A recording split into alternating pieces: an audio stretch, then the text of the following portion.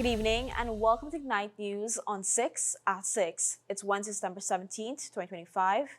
I'm Rihanna Nekram. Thanks for joining us. Here are the headlines. Government to launch medical and engineering programs in 5 regions to ease pressure on UG's Turkine campus.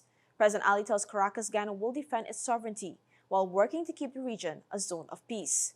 Ambassador Elizabeth Harper is remembered as a diplomat whose professionalism and humanity will inspire future generations. And residents of West Kanji pled for urgent action as swarming Afghanized bees threaten daily life. The government is moving to ease pressure on the University of Ghana's Turkine campus by introducing medical and engineering programs in Regions 2, 3, 5, 6, and 9.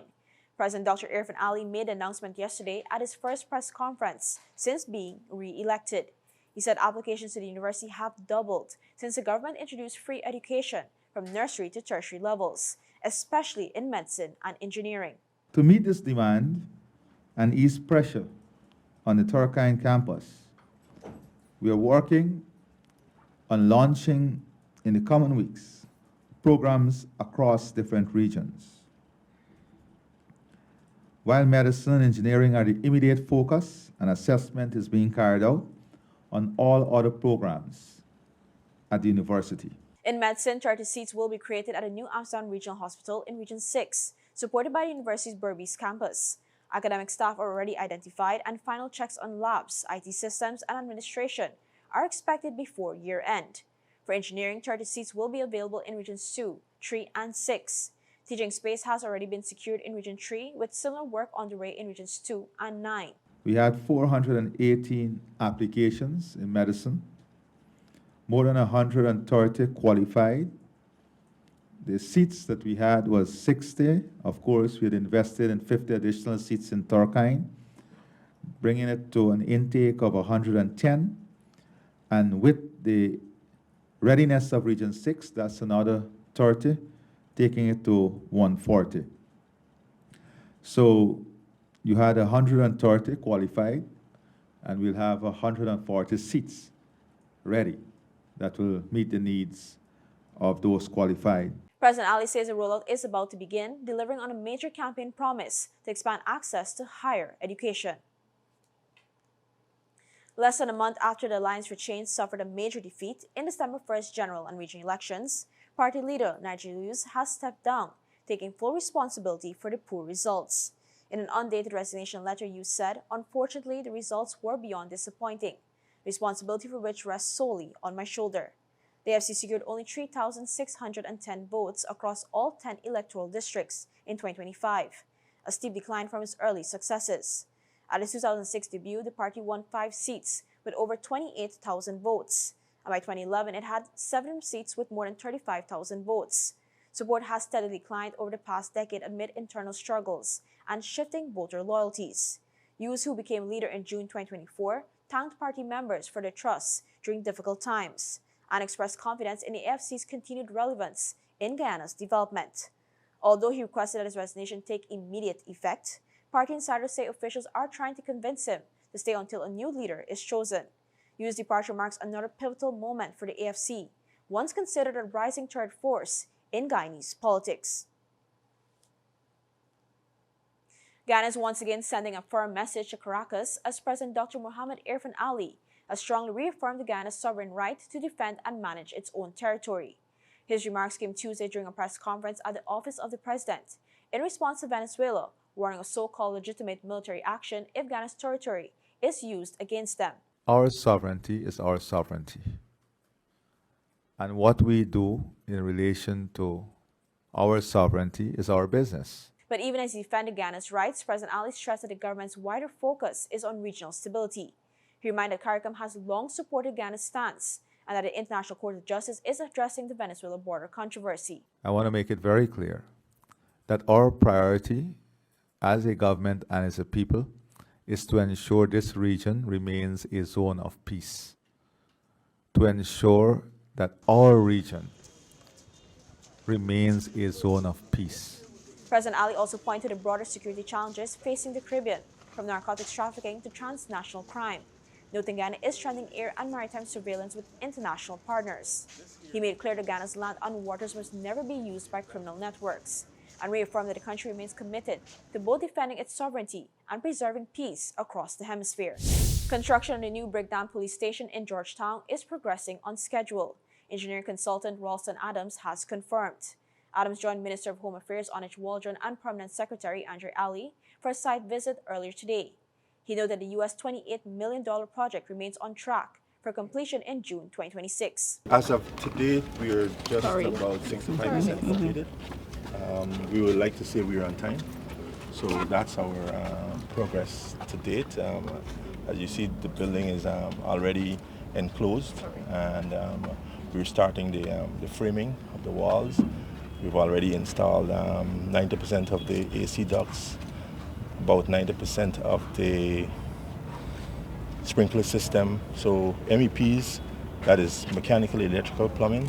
So those are going way ahead of schedule. Most of the wastewater system has already been installed. After touring the facility, Minister Waldron said she was satisfied with the work so far, which aims to strengthen law enforcement infrastructure nationwide. This will be the headquarters of the police force.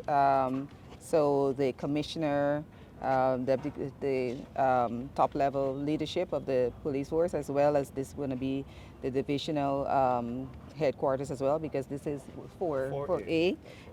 This is going to be situated here as well. So this is moving the headquarters here. So all of the services that are done at Eve Leary, you will now be able to access here. She added that the project reflects a vision for a world-class police force, removing bureaucracy and outdated policing methods. Waldron stressed that the welfare of officers is key to delivering top-tier service. She also praised Permanent Secretary Andre Ali for keeping the project on track and highlighted the high safety standards of the high-rise building, saying it sets an example for future projects. When we return, former President Donald Ramotar reflects on the life and legacy of Ambassador Elizabeth Harper. We take a closer look at Georgetown's new Garden City revival plan, and the government meets with rice millers to discuss support amid falling global prices. Your business is built on hard work, vision, and the drive to succeed. At GBTI, we understand what it takes to grow. That's why we offer Grow, a small business service designed to help your business expand, adapt, and reach its full potential. From new opportunities to new milestones, we're here to support you every step of the way. Grow from GBTI. Progress starts here. Welcome back. Former President Donald Ramotar has paid tribute to Ambassador Elizabeth Harper, reflecting on her life of service and the humanity she brought to her work.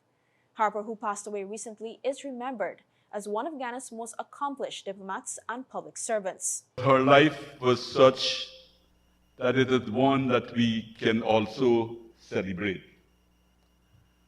Her whole life was spent in public service, and more particularly in foreign affairs. During a reflection held last evening, Ramotar recalled Harper's commitment during years of negotiations and international travel, noting that she always combined professionalism with warmth. He said her ability to ease tense situations while remaining focused made her invaluable to Ghana's foreign service. We had very, very close relations at that time in working on those issues. But she was also not only professional, she was a fun person to work with. She made the atmosphere very, very light.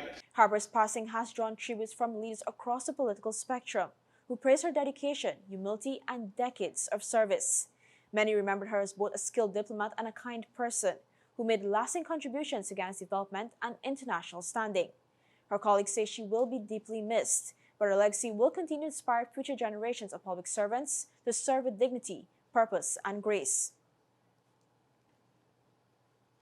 The government has unveiled the City Revival Plan, a comprehensive initiative to transform Georgetown into a sustainable garden city that preserves its heritage while promoting modern development. President Dr. Mohamed Irfan Ali announced the plan on Tuesday at his first press briefing since being re-elected. He described it as the foundation of a broader national effort for sustainable urban growth, starting with the capital and its surrounding areas. Developed by the King's Foundation, the plan builds on recent government investments, including drainage upgrades, road improvements, expanded housing, and the new Demerara River Bridge. Key projects include restoring historic landmarks like the Transport and Harbors Building and the old train station, which will become a museum and training hub. Other initiatives focus on modernizing the Sandvoort waterfront and market, tourism-oriented canal upgrades, revitalizing green spaces, and developing the Lamha Railway Courtyard. The plan prioritizes flood resilience, waste management, expanded housing, and a modern transport system to ease congestion, all aligned with the Low-Carbon Development Strategy 2030. President Ali stressed that broad collaboration is essential to reposition Georgetown as one of the finest cities in the world. Rice millers met with the senior government officials on Tuesday to discuss challenges facing the industry, as falling global prices make it harder for Ghana to compete internationally. Present at the meeting were Agriculture Minister Zulfikar Mustafa, Minister within the Ministry of Agriculture Vikas Ramkisoon, and Finance Minister Dr. Ashji Singh. Minister Mustafa highlighted the government's major investments in the rice sector over the past 5 years, noting that these efforts have boosted national yields. He assured millers that domestic market prices have remained relatively stable compared with the previous crop. Millers, however, cautioned declining world prices are putting pressure on the industry. Minister Mustafa pledged ongoing consultations with farmers and millers, reaffirming the government's commitment to fair paddy prices. Dr. Singh, joining virtually, emphasized the long-term viability of the rice industry and said short-term setbacks should not hinder strategic planning. He underscored shared responsibility between government and millers to sustain farmers' livelihoods and announced plans to engage farmers nationwide in the coming days. The government has already allocated $2 billion in fertilizer subsidy this year and invested $1.9 billion to guarantee a minimum price of $4,000 per bag of paddy. Minister of Local Government and Regional Development, Priya Manik Chan, says her ministry will be laser-focused on ensuring every household feels the impact of good governance and timely service delivery. One day after assuming office, Manik Chan met with regional executive officers, education and health officers, engineers, and senior staff in local government to map out a plan to plug existing gaps and hold regional bodies accountable. I would like to see good governance, accountable governance, effective delivery of services. We want to make sure every household feels what President Irfan wants them to feel, which is our love and our kindness through the various services. I explained how important their roles are and how much they can get in the way of that if they don't function. The minister acknowledged that many regional projects have stalled or remain incomplete. She says the ministry is working to identify the cause, whether funding, manpower, or coordination, and ensure projects are finished. She highlighted delayed school construction in Region 10, where contractors have been given new deadlines or face replacement. When they don't, it's people in villages that suffer, and that's not an option. We are going to be going forward with a more effective delivery of service that reflects good governance and accountability. And I think everybody understands that, so I'm looking forward to just rolling this out. There are a couple of things that we have to do as emergencies. What are projects that have not been completed? Why have they not been completed? Minister Manik Chan says urgent action is needed, central ministry support, stricter monitoring, and regional offices stepping up. With these commitments, she is confident service delivery will improve, and residents across the regions will soon see tangible results. When we come back, residents of Sandvoort in Berbice struggle under constant bee attacks. Young Guyanese footballer draws interest from European clubs, and Sunil Ryan sets a new CPL record. Your business is built on hard work, vision, and the drive to succeed. At GBTI, we understand what it takes to grow. That's why we offer Grow, a small business service designed to help your business expand, adapt, and reach its full potential. From new opportunities to new milestones, we're here to support you every step of the way. Grow from GBTI. Progress starts here. You're watching Night News on 6 at 6. Thanks for staying with us. We begin with growing concern in Sandvoort, where residents say swarming bees have made daily life unbearable. Residents of the village in West Kanji, Berbice, say they're under constant threat from Africanized bees. Eustace Hines, who lives in the area, explained that the bees have been a growing problem, particularly over the last 6 months. Me and other residents have been affected by some Africanized bees, which some residents in the area mining in close proximity to my home. If you light smoke, day or night, the house full of bee. But then you like no smoke, you the music play hard, the house full of bee. And you have to lock up and go in bed all your clock. My sister next to me, she chicken them attacked less than a week ago. With the same bees, my brother not couldn't go and pluck no chicken a day because he plucking day. He had to call the next neighbor for help. He house was affected. Hines said the situation has made daily life extremely difficult. From plucking chickens to turning on lights at night, almost every normal activity risks triggering a swarm. He stressed that residents are not against honey production, but called on authorities to intervene and ensure that bee farming is done away from homes. Mining the bee for getting the honey is not a problem, but they don't mine it in some far off area, which wouldn't affect we the residents. That take a bite 2 Thursday back. The bees, he said, have been around for just over a year, but recently have been posing a threat to residents. Residents are pleading with local authorities to step in before the situation worsens. In sport, 10-year-old Zion Hickerson is turning heads in the football world after receiving offers from 2 major European clubs, Juventus and Borussia Dortmund, to join their youth academies in New York. The St. Gabriel's primary school student impressed scouts during a recent tryout with Juventus on Randall's Island. Both clubs are eager to bring him on board for the 2025-26 season, but his family has decided to wait until 2026 so Zion can complete his national grade 6 assessment here in Guyana. In the meantime, he'll captain his school team in the upcoming Courts Optical Pee Wee football competition. Zion's talents aren't limited to football. He's also a budding tennis player and will compete at the Little Mo International Tournament in Florida this December. A rising star on 2 fronts, Zion Hickerson is proving to be one of Ghana's most promising young athletes. Sunil Narayan has etched his name into Caribbean Premier League history, becoming the tournament's all-time leading wicket-taker as the Trinbago Knight Riders stormed past the Antigua and Barbuda Falcons last evening. Narayan claimed his 130th CPL wicket by dismissing Falcons skipper Imad Wasim, surpassing former West Indies star Dwayne Bravo. He finished with 1 for 36, while U.S. pacer Saurabh Netravalkar grabbed 3 for 23, and Usman Tariq chipped in with 2 for 19, holding the Falcons 166 for 8. In reply, Trinbago chased down the target with ease. After Colin Monroe's early dismissal, Nicholas Puran and Alex Hales combined for an unbroken 143-run stand.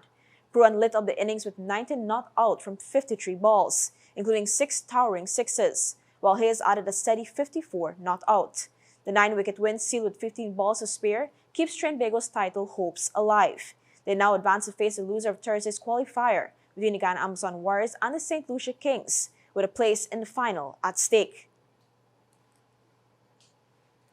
Still ahead, Trinidad and Tobago pushes back against Venezuela's threats. Donald Trump receives royal treatment in Britain, and the European Union weighs a trade blow to Israel. Stay with us.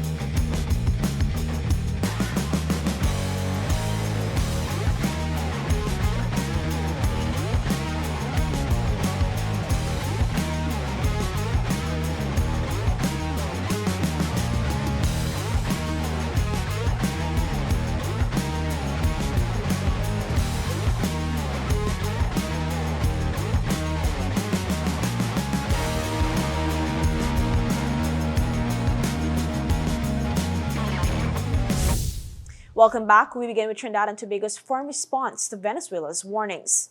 The country's Foreign and CARICOM Affairs Minister, Sean Sobers, has rejected threats from Venezuela, insisting the country will not be intimidated.